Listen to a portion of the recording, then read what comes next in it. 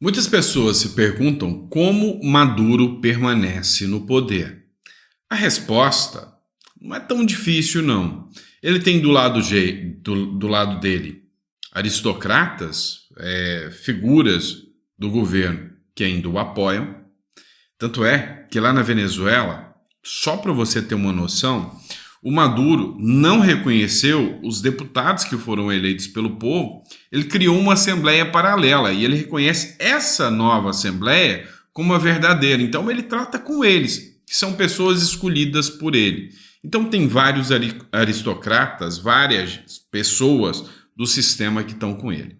O judiciário, todo vendido e corrompido. O judiciário da Venezuela foi escolhido e colocado por Maduro e sofre ameaças caso não cumpra a vontade do Maduro. E por fim, o mais forte de todos. Esse é o alicerce, a base e o sustentáculo do Maduro.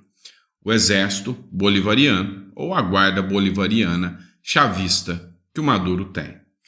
Tá, mas nos últimos dias que a gente viu aí manifestações na Venezuela contra o Maduro, a gente viu gente de dentro das forças militares baixando as suas armas e se juntando aos manifestantes.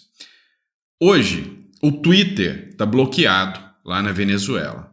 Redes como Instagram, TikTok, a maioria não podem atuar. O WhatsApp, o Maduro também já articulou contra eles. Ou seja, o Maduro não quer, de forma alguma, que o mundo externo saiba o que está acontecendo dentro da Venezuela.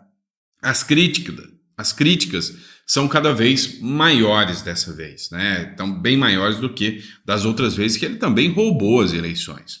A grande verdade é que ele está sendo pressionado. Então, o recrudescimento, né, do regime Maduro está mostrando que ele está indo cada vez mais para uma linha Coreia do Norte, ou seja, vai isolar o país do resto do mundo, só vai dialogar com China, com Rússia, com Irã, com Brasil, com Colômbia, com México, só com esses países que a esquerda já tomou conta. Para mostrar isso para vocês, tem uma matéria que foi publicada aqui pelo UNH Plus. O tenente-coronel Guilhermo Beltrão Vieira, conhecido pelo seu valor, pela sua coragem, ele que é conhecido como Manta, né, o apelido dele, ele fez um chamado urgente a todos os patriotas venezuelanos para lutar pela liberdade do seu país. Aqui nesse discurso dele, ele falou o seguinte: olha, ordeno a você, meu presidente, o senhor presidente eleito Edmundo Gonzalez Urrutia, que, cumprindo o artigo 236 da Constituição, que você, como presidente eleito da República Bolivariana da Venezuela e chefe supremo das Forças Armadas, convoque a Força Armada Nacional para destituir o Maduro. É o que obriga a Constituição venezuelana. Ou seja, há, sem sombra de dúvidas, uma pressão por parte de forças, né, da própria instituição militar que não estão satisfeitas com o que o Maduro está fazendo. Essas pessoas sabem que a Venezuela vai passar por duras restrições econômicas, por embargos econômicos, por conflitos agora. E sabe, o Maduro pode até se manter no poder, mas a situação ainda vai ficar mais complicada. Cada vez acontecerão mais e mais dissidentes contra o Maduro. E assim, a gente está torcendo muito para que o Maduro caia. E caindo é mais uma força dessa extrema esquerda maléfica que cai no nosso território aqui na América do Sul. A Suprema Corte da Venezuela, ela iniciou a auditoria dos resultados da eleição. Uma eleição que todo mundo sabe que é fraudada. O que chamou atenção não foi isso. É algo que assusta.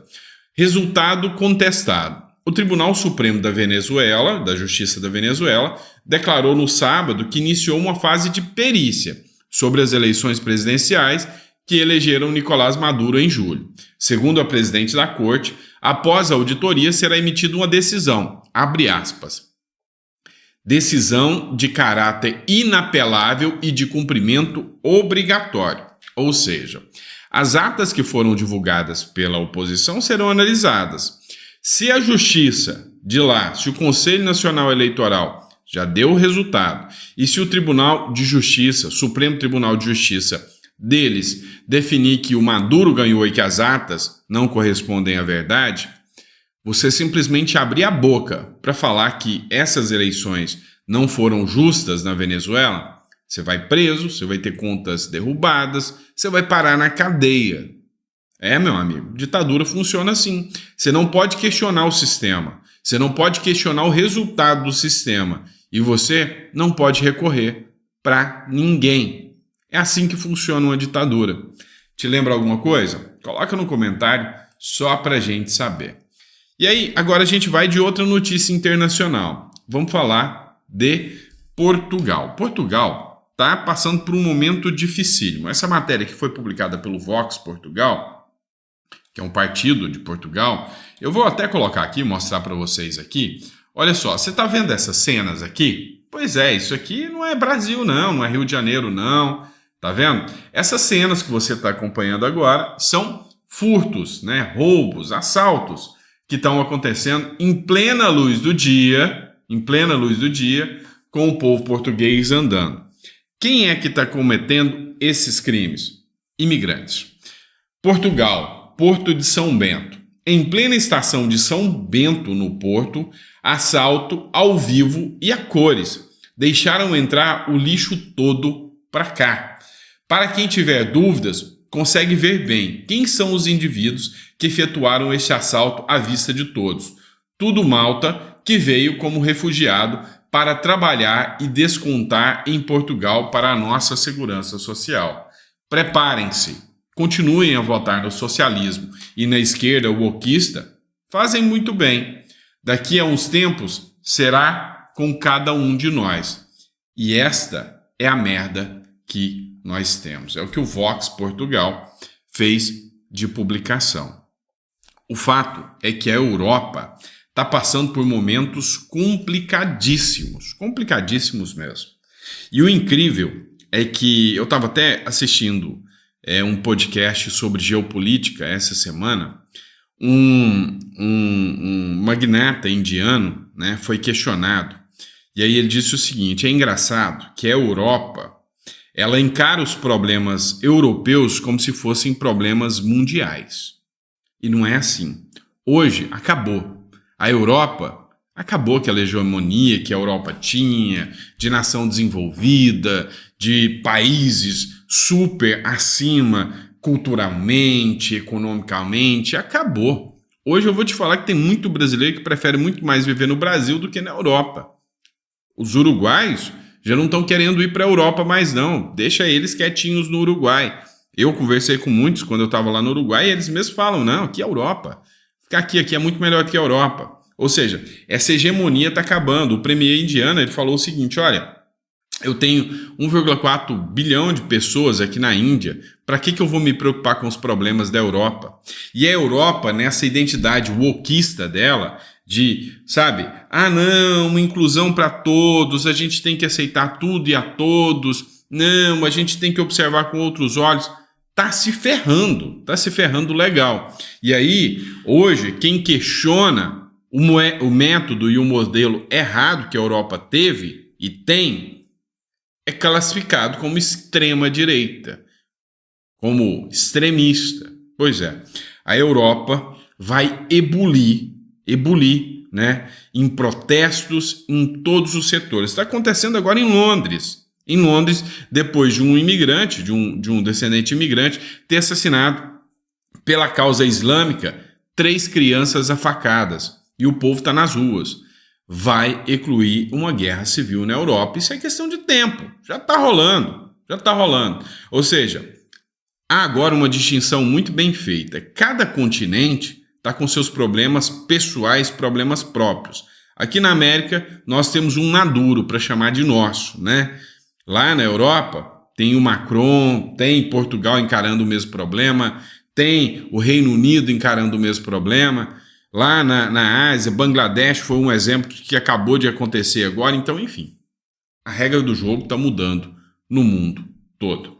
Por fim, mas não menos importante, eu fiz o último editorial, onde eu coloquei um vídeo do Pilhado, onde o Pablo Marçal dá uma cutucada ali sobre a Natuza Neri. Então, o Pilhado, ele cortou o vídeo no meio, o pessoal escreveu, não, mas coloca o vídeo inteiro. Coloca o vídeo inteiro. Pois bem, vamos colocar aqui o vídeo inteiro. Matéria aqui foi publicada pelo Condor X, épico. No final da sabatina do G1, Pablo, mito Marçal, jantou a blogueira Natuza Neri e disse que irá processá-la junto à Rede Globo. Que se dane o M, faz o M. Geral, Marçal, Pablo Marçal. Pois é, o Pablo Marçal vem ganhando muito, né, a opinião pública. E aí eu vou falar de mais outro vídeo do Constantino. Se o senhor não for para o segundo turno, o senhor apoiaria quem? Não vai ter segundo turno.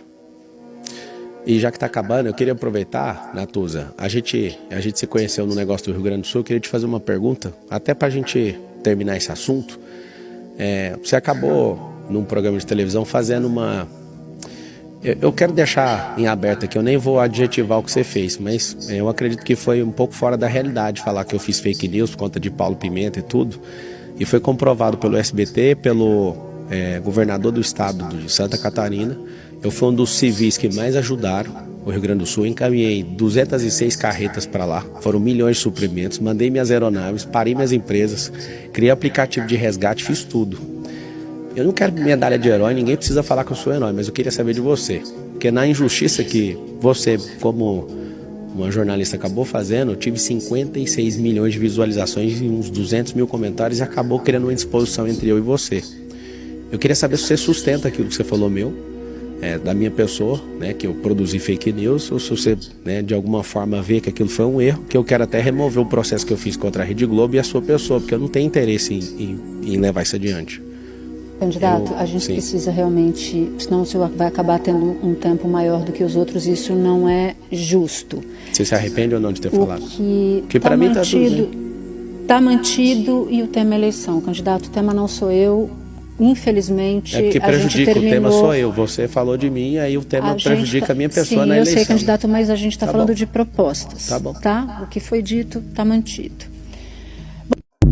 Eu acho impressionante que eles falam que estão discutindo e falando de propostas, se o tempo todo fazem críticas, ataques pessoais, falando de questões pessoais da vida da pessoa, e a hora que a pessoa pergunta para eles, mas você falou isso de mim? É nitidamente que foi uma fake news. Não, a gente está falando de propostas. Pois é, são os devaneios. E aí foi onde o Constantino falou, olha, não se pode tratar um circo com coisa séria. Não se pode levar a sério Boulos, não se pode levar a sério Datena, não se pode levar a sério Tabata Amaral num discurso como aquele que aconteceu. E o Pablo Marçal fez o trabalho que a direita esperava, que é mostrar que um circo tem palhaços. E o Constantino falou, infelizmente o Pablo Marçal está fazendo eu mudar meu conceito sobre ele. E aí? Você já mudou o conceito sobre o Pablo Marçal? E o Pablo Marçal vai, com toda certeza, ganhar muito apoio ainda. Se vai chegar ao fim da eleição, eu não sei, tá? Porque o partido já está sacaneando ele.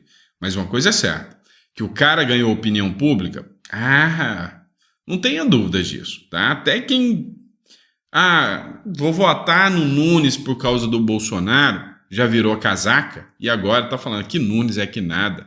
Enfia o Nunes naquele lugar, eu quero é votar no Marçal. E você? O que você acha sobre isso? Qual que é o seu ponto de vista? Tem muita gente pensando assim. Coloca no comentário que eu quero saber.